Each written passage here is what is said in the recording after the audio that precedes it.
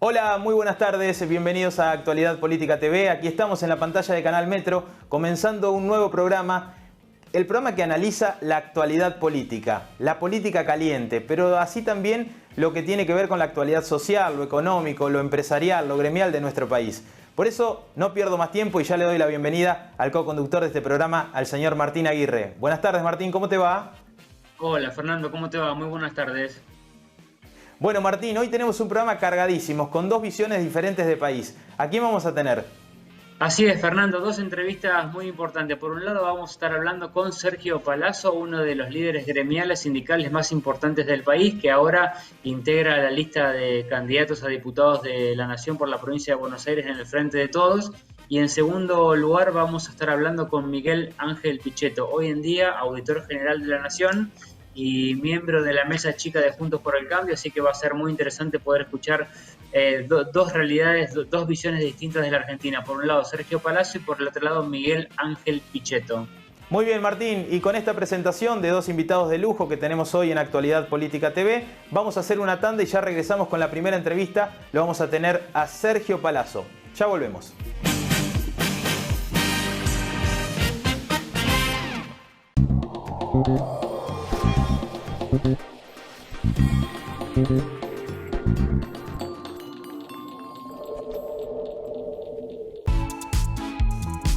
Ventila los ambientes de manera cruzada, distribuida y permanente. Hacelo en tu casa y en el trabajo. Así evitas el contagio y la circulación del virus. Por orientación y consultas, comunícate al 148 las 24 horas o al 147 todos los días de 8 a 20 horas y por emergencias al 107 las 24 horas.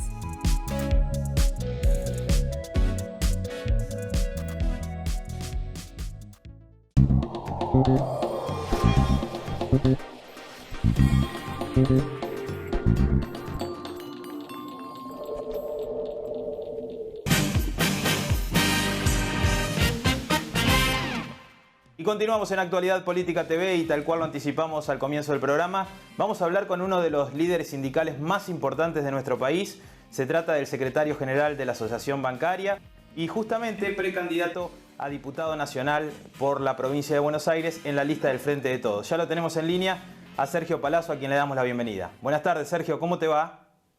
Hola, ¿qué tal a ambos? A Fernando, a Martín, felicitaciones por el programa y una gran alegría que estén en pantalla ahora y que podamos compartir estos minutos. Muchísimas gracias, Sergio, muy amable. Bueno, Sergio, vos que sos uno de los más prestigiosos líderes sindicales de nuestro país y además liderás la corriente federal, lo que te quería preguntar es ¿por qué querés ser diputado nacional? Porque creo que es un momento importante de la Argentina en donde la voz de los trabajadores puede ser escuchada con potencia a partir de un concepto que el presidente siempre dice, que las sociedades mejores son derechos, y creo que es una muestra para generar algunos derechos y además de considerarme con un equipo de trabajo que puede cumplir esa función, creo que le puede resultar beneficioso al movimiento obrero y a los trabajadores, ¿no? Así que bueno, y con la expectativa de ayudar en este proceso electoral al frente de todos, es que estoy dentro de la lista de diputados nacionales de la provincia de Buenos Aires. Sergio, lo cambio un poquito de tema, le pregunto sobre un tema que está haciendo mucho ruido actualmente en la agenda pública, es sobre la vacunación de los trabajadores. El titular de la Unión Industrial Argentina, Daniel Funes de Rioja, se expresó de manera, digamos, pongámosle muy irresponsable, diciendo que los trabajadores que no reciban las dos dosis de vacunas no van a recibir su sueldo. ¿Usted está de acuerdo con esto? ¿Qué le parece? ¿Qué lectura hace de estas declaraciones de Funes de Rioja? Te dividiría en dos la respuesta. Uno, la lectura que hago de lo que dijo Funes de Rioja. Dos, de la medida concreta respecto a la nación y a los trabajadores que no se quieren vacunar. La primera de ellas es que claramente la Unión Industrial, desde el inicio del proceso de la pandemia, cuando el ministro de Trabajo emitió un decreto para que no hubiera despido, ha querido sistemáticamente hacer despidos y ha protestado por ese decreto. Quizás el impulso que él le quiera dar tenga que ver con eso.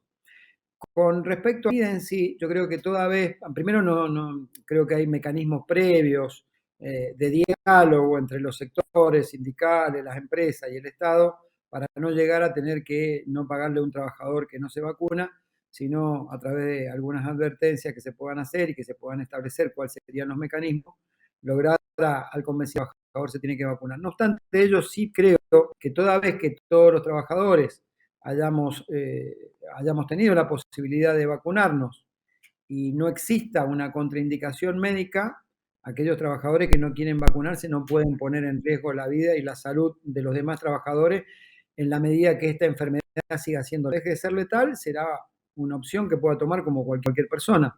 Pero en el mientras tanto creo que si hay letalidad, hay unos niveles de contagios muy fuertes que afectan a otros compañeros, me parece que los trabajadores deberían estar todos vacunados los que estén en un establecimiento presencial.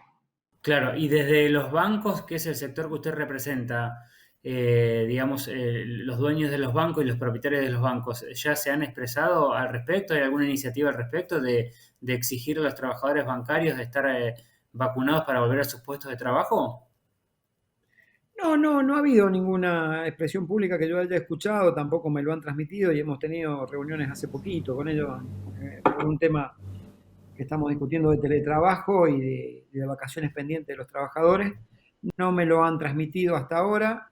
Creo que hay un nivel de racionalidad importante. La mayoría de los bancarios lo que quiere es vacunarse, terminar su ciclo de vacunación y seguramente cuando ya la mayoría de los ciudadanos argentinos esté vacunado y se recobre una nueva normalidad, somos una de las actividades que ha trabajado siempre. Es más, los bancarios hemos sido pro vacuna porque hemos solicitado inclusive que se nos considerara trabajadores esenciales para la vacunación. En algunas provincias se logró, en otras no, pero bueno, la mayoría de los bancarios lo que buscan es vacunarse, no hay una expresión antivacuna dentro de nuestros afiliados. Sergio, te llevo más al plano de la gestión de Alberto Fernández. Primero preguntarte cómo está tu relación con el presidente y segundo, cómo estás viendo este año y 8 meses de gobierno de Alberto. Sí, cómo no. Sí, tengo una muy buena relación con el presidente, siempre lo he dicho, él también lo ha transmitido en actos públicos en la bancaria, que inclusive en lo personal me considera su amigo. Acompaño su gestión, la relación es excelente, como te vuelvo a decir, es más, me felicitó y me dijo que era un orgullo que fuera a estar dentro de los legisladores del bloque del Frente de Todos cuando pueda ser electo. Y en cuanto a la gestión, yo creo que es un presidente que con menos recursos ha hecho mucho más que el presidente anterior.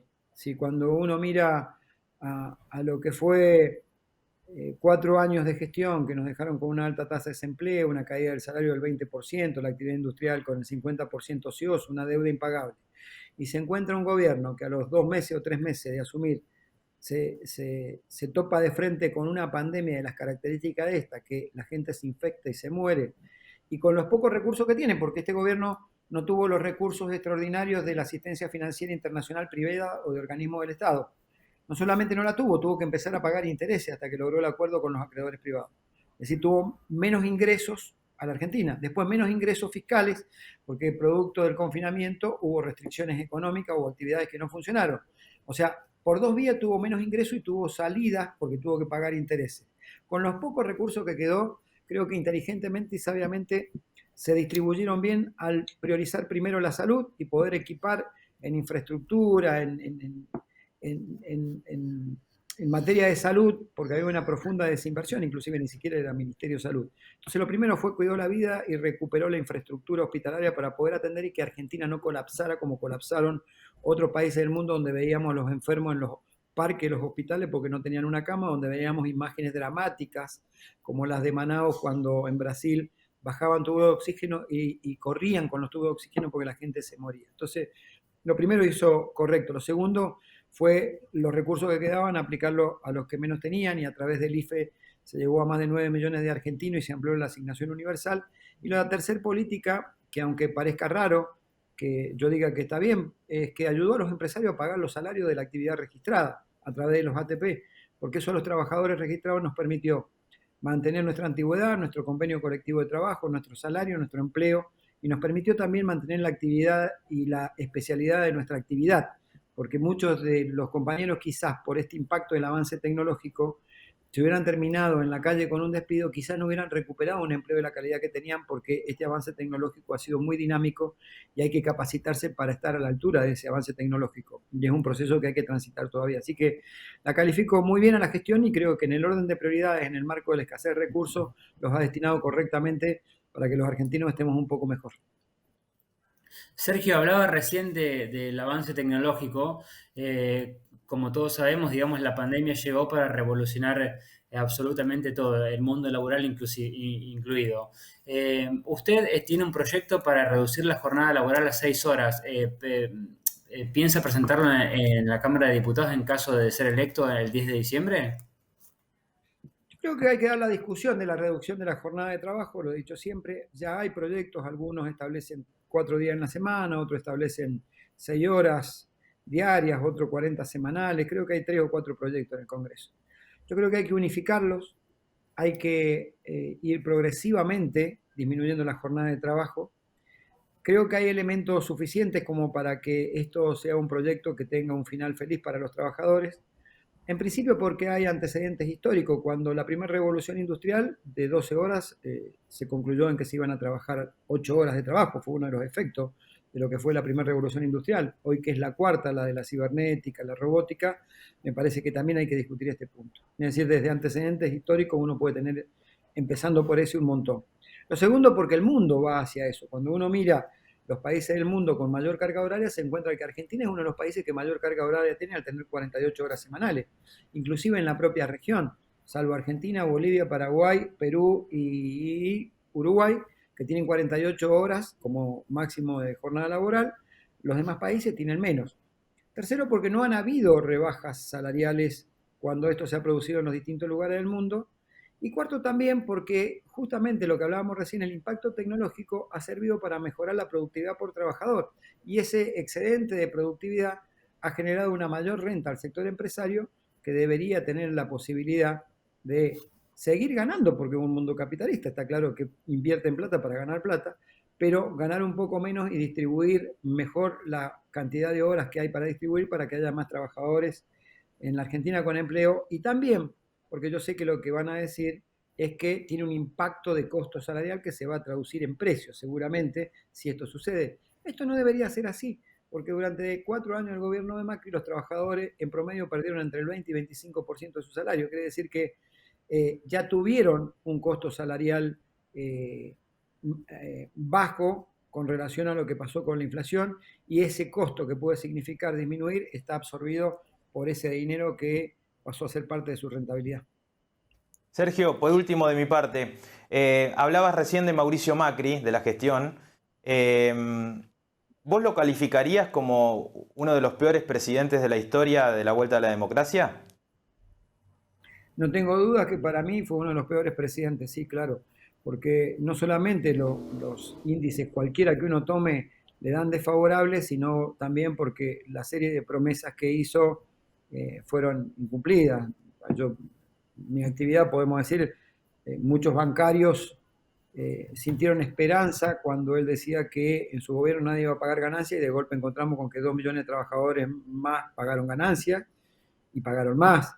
Es decir, hay una serie de indicadores, como te dije recién: desempleo, endeudamiento, fuga de capitales, caída de la actividad económica, particularmente la industrial, que dan cuenta que su gestión de gobierno fue muy mala. Y si a eso le agregamos deficiencias institucionales que rozan con la antidemocracia, como espiar opositores, querer encarcelar opositores, jueces que iban a jugar al pádel o al tenis y después tenían que resolver sobre la situación procesal de los opositores. Y doy un caso, no me gusta ser autorreferencial, pero necesito darlo, y es que inclusive a mí, como secretario general de la bancaria, junto con el compañero Plaini, Yasky y Moyano, Pablo Moyano, por un paro y una marcha que hicimos, creo que fue el 29 de abril del 2019, nos terminaron denunciando por asociación ilícita ideológica. Somos los únicos denunciados por esto en democracia. Entonces quiere decir que no solo su gestión fue deficiente desde la gestión, sino que también sus conductas antidemocráticas lo ponen en el lugar de uno de los peores presidentes que tuvo la historia argentina desde el advenimiento de la democracia. Sergio, sabemos que tenés una actividad, la campaña lleva eso, así que agradecerte estos minutos y nos estaremos reencontrando tal vez previo a las PASO o si no ya post PASO y hablando ya más de las generales. Así que desearte todo el éxito y mandarte un fuerte abrazo. Bueno, el agradecido soy yo, como siempre. La verdad que ver caras jóvenes y nuevas, pero que tienen un gran oficio y profesionalidad en la televisión como ustedes dos, me alegra mucho y les deseo lo mejor en el programa, que no tengo dudas que va a tener el éxito de la capacidad que ustedes han demostrado siempre. Abrazo grande. Muchísimas gracias, Sergio. Un fuerte abrazo. Ahí estaba Martín, Sergio Palazzo, uno de los sindicalistas más importantes que tiene nuestro país, además precandidato a diputado nacional y bueno, con varios títulos, Martín. Macri, uno de los peores presidentes de la historia.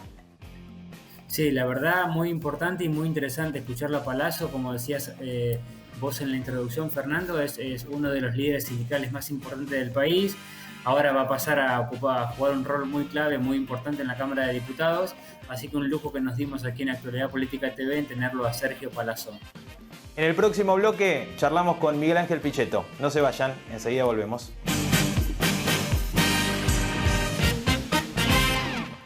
Y continuamos en Actualidad Política TV y en esta tarde tenemos el honor y el prestigio de charlar con uno de los políticos más importantes que tiene nuestro país, ex candidato a vicepresidente de la Nación, fue muchos años senador nacional y ya lo tenemos en línea a Miguel Ángel Pichetto. Miguel Ángel, ¿cómo le va? Buenas tardes. ¿Qué tal? Buenas tardes, Fernando, y también un saludo para Martín. Un gusto compartir con ustedes esta charla en este desafío que es Actualidad Política. Muchísimas gracias, muy amable, Miguel. Lo primero que quería preguntarle es, ¿extraña el Congreso? Un poco. Una parte de mi vida, más de 25 años, estuve 26, para ser exacto, en el Congreso, 8 años como diputado nacional y 18 como senador nacional. Por supuesto que lo extraño y lógicamente forma parte de mi vida, el Congreso, la adrenalina, todo lo que significó haber vivido momentos realmente trascendentes de la vida argentina, ¿no? Miguel, y en base a lo que le preguntaba Fernando, y usted siendo uno de los dirigentes más importantes de Juntos por el Cambio hoy en día, ¿por qué no es candidato en estas elecciones? ¿Por qué he decidido acompañar? Porque en el momento de la composición de las listas había que tratar de estructurar un camino de consenso, de acuerdos, y porque consideré que en este momento no era conveniente que yo fuera candidato. Me parece que habría que abrir caminos para que otros sean los que representaran a Juntos por el Cambio. Sí estoy acompañando la campaña de Diego Santilli, sí estoy recorriendo algunas localidades del interior de la provincia. A ver, se puede hacer política y desarrollar las ideas sin ser candidato. Miguel, le quería hacer una consulta con respecto a un tema de agenda que está en debate público hoy en día, que es el tema de la pobreza, que usted siempre ha hecho mucho hincapié en eso, sobre el uso de la pobreza y el uso político de la pobreza en la Argentina. Hace unos días el dirigente Juan Grabois dijo que era inevitable un estallido social del pueblo pobre en la Argentina. Teniendo en cuenta que hoy en día los niveles de pobreza alcanzan al 50% de la población, ¿usted está de acuerdo con Grabois en esto? ¿Que le suena una amenaza política o una realidad? Martín, es importante que la audiencia sepa que no estoy de acuerdo en nada con Grabois y con los que conducen los movimientos sociales en la Argentina. Esta autorización para sindicalizarse de parte del gobierno me parece un despropósito y también me parece un despropósito seguir aumentando la presión impositiva para mantener gente que no trabaja. Hay que salir del mundo de los planes en la Argentina. Hay que construir un camino para generar trabajo. Me parece que es fundamental este cambio cultural que necesita la Argentina. Hay que derrotar a la ideología del pobrismo que expresan los Grabois de la vida. Los que están ligados al Papa, los que rezan todos los días y creen que la Argentina va a ser mejor si es más pobre y uniformemente pobre. A esos hay que derrotarlos. Y hay que bajar impuestos, hay que alentar el mundo de la producción, del empleo, del trabajo, primer empleo, las pymes, en fin. Hay que modernizar las normas laborales, me parece fundamental. Recién ustedes le hicieron un reportaje importante a un dirigente sindical de Valía, pero me parece que el camino es el diálogo inteligente en la Argentina para construir consenso de modernización de las normas laborales, y creo que no pasa por bajar la jornada laboral. Creo que hay que contribuir a que la gente trabaje y que se genere empleo, y a terminar con la doble indemnización y todas estas cosas y a la carga impositiva, que es fenomenal. La candidata del Frente de Todos dijo que iban a aumentar más los impuestos. Bueno, me parece que este es el verdadero debate. Nosotros, desde Juntos por el Cambio, tenemos que expresar una clara posición en contra del aumento de impuestos. Miguel, le quería consultar, ¿quién gobierna? ¿El presidente Alberto Fernández o la vicepresidenta Cristina Fernández de Kirchner? Yo, Fernando, esta reflexión tuya, esta pregunta, la he contestado cientos de veces. El presidente está a cargo del gobierno, de la tarea de la administración, pero hay un dato relevante en esa coalición oficialista que es el Frente de Todos, que es la figura central de mucho poder que controla las dos cámaras del Congreso, que es la vicepresidenta. Yo diría que es un gobierno que tiene que funcionar en un diálogo muy, muy eficaz y muy importante para salir también de la crisis que tienen, de esta inercia, de este fracaso, de esta gestión pandémica y de la pérdida de empleo y del aumento de la pobreza. Tienen que funcionar mucho más ajustadamente entre ambos, porque no se puede de ninguna manera soslayar el dato de poder que es la vicepresidenta. Miguel, el gobierno en estos primeros días de campaña está usando una estrategia comunicacional que es que la pandemia llegó para interrumpir sus planes de crecimiento. ¿Usted cree, digamos, con lo difícil que es hacer campaña, digamos, hoy en día, con la crisis económica que atraviesa el país, que el gobierno puede utilizar la pandemia, digamos, como una excusa para tapar su fracaso económico? Bueno, es cierto que la pandemia, es cierto que la pandemia fue un hecho inesperado para el mundo. Le pegó duro a todo el mundo. Este es un tema que es un dato de la realidad. Lo que hay que analizar en la Argentina es cómo se llevó adelante este proceso y cómo se desarrolló la actividad del gobierno en términos de la pandemia. Porque también otros países han tenido que afrontarla. Cuando uno analiza el resultado a la fecha del proceso de gestión, tanto sanitario como económico, hay un balance negativo para el gobierno. Porque la cuarentena interminable que se sostuvo en la Argentina alegremente con publicidades y propagandas, donde la consigna era quedarte en la casa mientras a vos te echaban del trabajo, o el comercio se fundía, o todas estas cosas, verdaderas tragedias, o se moría un familiar y no lo podías despedir en el cementerio. Todas estas tragedias que ocurrieron en la Argentina, esta Argentina singular, casi de emociones siempre permanentes. Esto es lo que me parece que va a estar también en el juicio de los ciudadanos cuando se vote. Miguel, por último, de mi parte, ¿usted le gustaría ser candidato a presidente en el 2023? Pero bueno, un hombre que hace política, una mujer que hace política, lógicamente que aspira a tener siempre como sueño, como deseo, es inherente, digamos, la visión de aspirar a... La presidencia, digamos, es un objeto del deseo de los políticos. El que te diga que no miente, y el que no tenga ambiciones, que se dedique a una actividad de ONG, es un alma bella que en realidad debería estar cortando el césped del jardín y paseando el perro, que no se dedica a la política, Fernando. Agradecerle estos minutos, la verdad un placer charlar con usted y seguramente en otro momento nos volveremos a comunicar. Le mandamos un abrazo. Éxito en este desafío, muchachos. Muchísimas gracias. Muy bien, Un fuerte abrazo. Y así pasaba el auditor general de la Nación, uno de los políticos más representativos que tiene nuestro país, Miguel Ángel Pichetto, en Actualidad Política. En el próximo bloque venimos con las perlitas, elegimos el Messi de la semana y también sacamos la tarjeta roja. ¿Para quiénes serán esta semana? Lo sabremos en unos instantes. Enseguida volvemos. Y llegamos al bloque final de Actualidad Política TV y en este bloque es donde hacemos las perlitas, donde elegimos al Messi o a los Messi y le sacamos la tarjeta roja a alguien. Por favor, no se enojen con la tarjeta roja. Así que ya le voy a dar paso a Martín para que nos cuente quién es el primer Messi de hoy. Y el primer Messi de la semana, Fernando, es para Rodolfo Suárez, el gobernador de la provincia de Mendoza. ¿Por qué le damos este premio? En la semana el mandatario, a través de su cuenta de Twitter, anunció que la provincia sale de alerta sanitaria y le reclamó al gobierno que abra el paso terrestre con Chile y el aeropuerto internacional de Mendoza. ¿Qué busca Suárez con esta medida? Volver a fomentar, darle oxígeno al turismo interno en la provincia de Mendoza. Así que muy buena medida, muy buena decisión. Vaya un Messi para la provincia de Mendoza, para Rodolfo Suárez. Bueno, aplausos para el gobernador de Mendoza entonces, y ya pasamos rápidamente al segundo Messi de la semana.